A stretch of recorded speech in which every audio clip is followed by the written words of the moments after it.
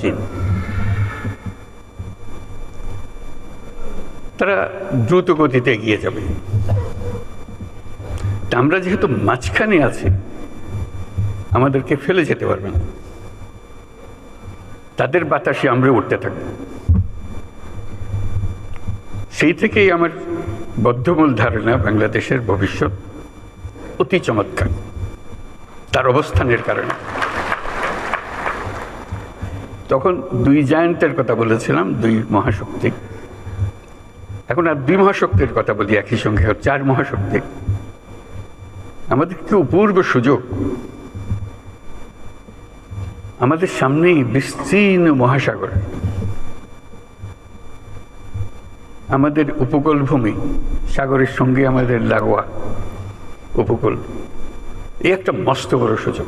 পৃথিবীর দরজা আমাদের সামনে খোলা। আমরা দিন ব্যবহার করতে জানিনি।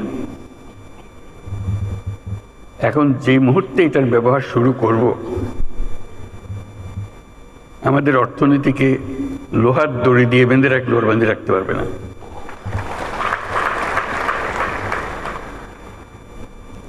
এবং আমাদের উত্তরে হলো সে বিখ্যাত হিমালয় পর্বতমালা, যেখানে জমে আছে আমাদের যাবতীয় শক্তি, হাইড্রো পাওয়ার।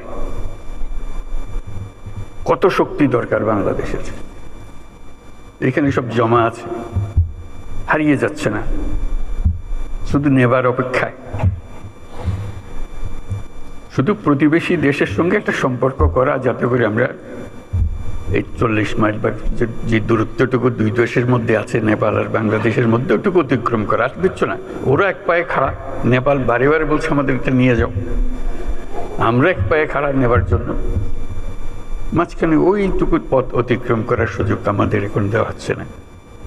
আশা করি তাদেরই কারণে, তাদের অর্থনৈতিক কারণে সেটা আমাদেরকে দেবে। এটা সবার মঙ্গলের জন্য।